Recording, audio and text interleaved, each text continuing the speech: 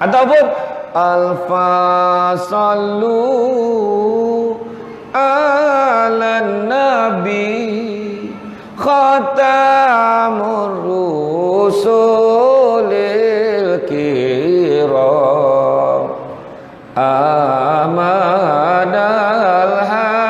hadil ladzi. Dia ada lirik dia. Ngawiti ingsun iki syiira kelawan muji marang pangeran kang gawe langit bumine. Faham tak?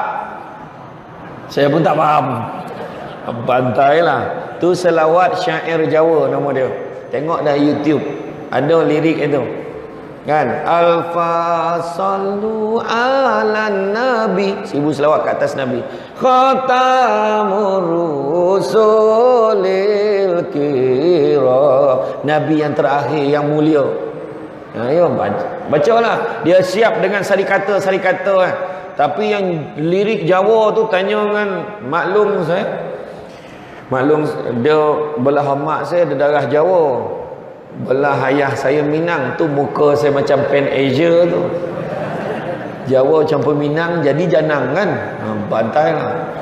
Dia pun tak dapat bagi dia maksud itu dah. Sebab dia kata tu Jawa halus dia kata. Kan? Tapi tak apalah. Tapi makna kata ingat sebab apa? Takut nanti besok bila kita sampai akhirat besok kita minta bantuan ni. Jumpa Nabi Adam. Wahai Nabi Adam, bantu aku. Wahai Adam, bantu aku. Nafsi-nafsi, sendiri-sendiri dia tu. Tak payah tolong dah. Jumpa pula Nabi Ibrahim. Wahai Nabi Ibrahim, bantu kami. Bantu aku. Tak payah tolong kau dah. Sendiri-sendiri. Jarak antara satu Nabi nak jumpa Nabi yang lain tu 1000 tahun. Ya, 1000 tahun. Satu-satu jumpa.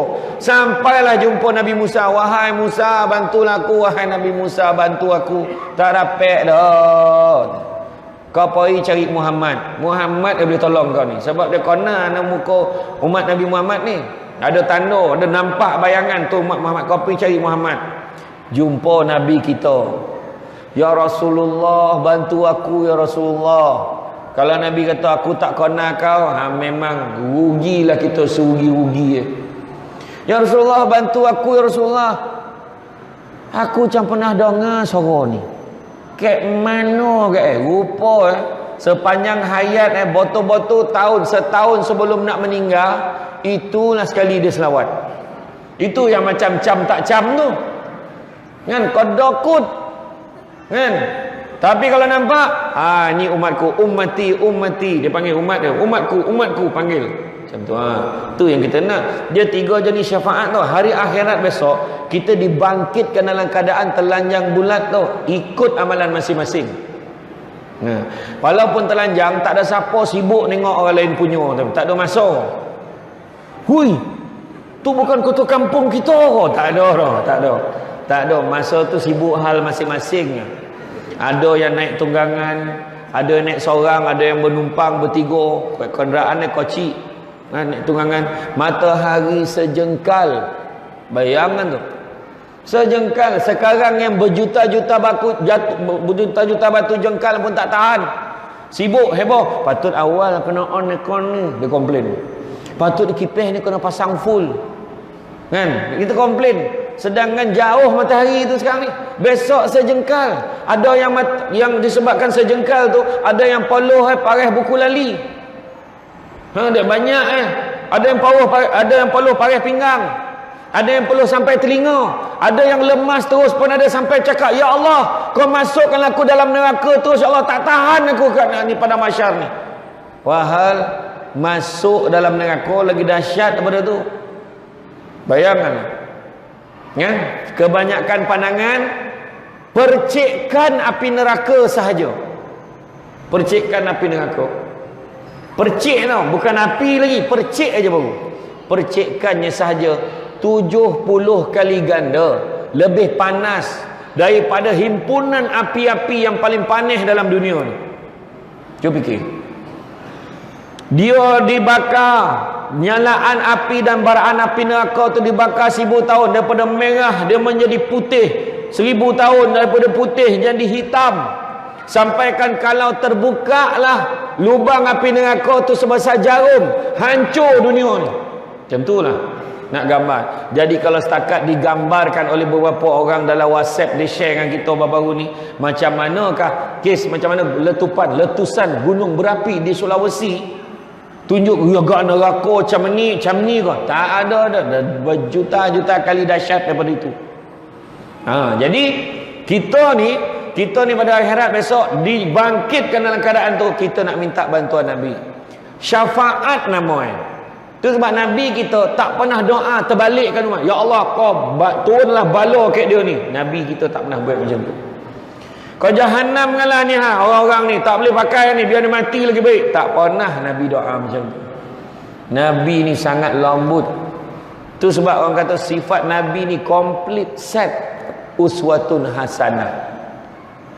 Walau apa pun lah Nabi kita, dia tetap lembut hati. Dia mendoakan kesejahteraan umatnya. Di Taif kono baling batu, kotuk satu pintu, kono baling batu berdarah-darah. Nabi sanggup kalau itulah harganya untuk sebidang hidayah.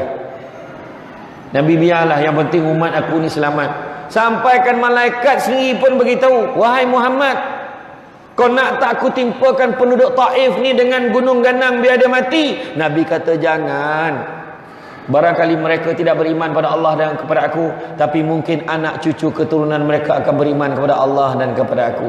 Rupa-rupa hari ini siapa yang pergi buat umrah, pergi haji, singgah Taif, 100% penduduk Taif hari ini Islam. Nabi lembut hati. Nabi pun ampunkan umat. Ayat kita cakap kan. Lepas tu apa ayat orang kita pula? Kau ni sabarlah. Nabi pun ampunkan umat. Jawapan paling popular. Itu Nabi. Dan ni bukan Nabi. Donga kat Nabi, koci hati Nabi. Ingat tu. Nabi donga tau setiap apa yang kita cakap dunia ni. Amin. Tu sebab kita nakkan syafaat Nabi. Syafaat Nabi ada 3 jenis. Jenis yang pertama, kita dapat keringanan di padang mahsyar. Tak adalah sorik warna. Mungkin orang lain panas, kita redup sikit.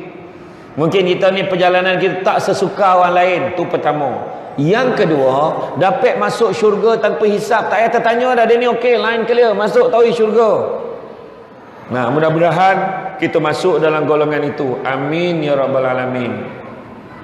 Dan yang ketiga, kategori ketiga, dah masuk dalam neraka dah. Masuk dalam neraka dah, tapi disebabkan ada secebis keimanan kita kepada Allah dan Rasul, Nabi selamatkan kita, pindahkan kita masuk dalam syurga.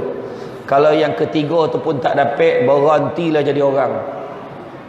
Kan? Tak ada guna hidup kalau itu pun tak dapat. Kan? Tu sebabnya bertuahlah bila kita memilih untuk datang masjid. Memilih datang masjid. Sebab ini pun sunnah Nabi. Nabi kata, Nabi suruh semayang jemaah. Macam mana penekanan yang Nabi buat? Penekanan Nabi buat, pergilah salat jemaah di masjid. Sebab Nabi sebut, sampai satu tahap Nabi sebut, kalau ikutkan hati aku, nak aja aku pergi bakar rumah orang yang tak pergi semayang jemaah. Cuma Nabi tak buat. Kalau Nabi buat, takut jadi sunnah. Kang imam dah tak ada kerja lain, pergi bakar rumah orang yo. Satu rumah dibakar. Dah imam lambat sampai dah rumah dia orang kena bakar. Kan? Tapi nak tunjukkan sembahyang jemaah itu penting. Penting. Mana tak penting? Sampaikan, cuba kita fikir. Bayangkan tak ada kono-mengono dengan orang kafir ni Yahudi boleh letakkan KPI Yahudi, dia boleh cakap, kita tak takut dengan ancaman orang Islam ni. Tak ada hal. Selagi mana jemaah subuh dia tak sampai 3 saf, kita pun tak takut. Dia pun letak KPI subuh kita, apa kena mengenal dengan kau? Nak tunjukkan apa? Itulah asas kekuatan agama kita, kesatuan masyarakat kita. Betul heboh. Sekarang ni susah lah ekonomi. Panik, duit tak ada. Selalu ngadu macam tu. Susah lah sekarang, barang mahal. Nabi dah pesan. Nabi kata apa? Kalau kamu nak murah rezeki, jangan tinggal solat sunat 2 rakaat sebelum subuh. Orang yang pergi jemaah subuh ke masjid ada harapan. Orang yang subuh dinosaur tak ada harapan. Bukan subuh gajah lah. Subuh gajah terlambat sikitnya. Subuh dinosaur tu 5 minit sebelum zuhur. Terperanjat imam siapa pula kunut tengah hari ni kan. Ya, tu sebab datang masjid, datang surau jemaah. Insya-Allah kita akan solat sunat 2 rakaat dulu. Jangan risau. Kalau kita datang awal lah. Tu penting. Betul heboh. Macam mana kau ajarlah, macam mana bagilah tips macam mana nak jadi kaya. Nabi khabar banyak kali kau tak nak dengar. Nabi bukan tak beritahu, dah beritahu dah. Nak murah rezeki macam mana? Ada formula lagi. Tu sebab Nabil Datuk Roshamno cakap formula paling senang nak senang. Apa dia? Formula dia sistem kewangan Islam, iaitu ZAKAT. Zakat. Kita alhamdulillah aku zakat settle lah. Tu zakat fitrah namanya. Sorry, zakat fitrah. Zakat pendapatan kena ada bayar. Kita income kita, gaji kita bulan-bulan, pergi ke pusat zakat tu Bang, tolong kira bang, niah slip saya pendapatan saya bulan-bulan. Suruh dia kira. Bini abang berapa? 3 baru. 3. Anak, abang ambil anak setiap seorang tu 5, 6, 7. Berapa entah kau kira lah dik berapa. Dia pun tak ingat. Kira yang mana sekolah lagi. Kira tak tolak. Okey bang, kalau ikutkan sini, abang punya pendapatan dengan ni, abang cuma kena bayar lebih kurang RM450. Tak apalah dik, kau ganapkan 1000. Umak yo kan, yo lebih tu saya sedekah. Tengoklah lapang rezeki kita. Jangan risau. Betul. Jangan kira benar tu sebab bila bayar ke amil tu muka toyo kan. Bayar dekat Selangor berapa RM7 RM7 setengah RM7 RM7 ni. Ya ke? Nya RM50. Hui, banyak sangat ni. Balance pulang balik. Baru nak semangat amil tu tadi kan. Tak ada aja cakap saya nak zakat ni, kemudian minta tolong masuk dalam tabung tu dalam RM20 saya sedekah. Lagi RM20, ustaz ambil lah buat belanja minum. Ya ke ni? Alhamdulillah, semangat doa, panjang doa gitu. Mudah-mudahan murah rezeki lah apa semua, anak-anak semua hidup bahagia. Betul.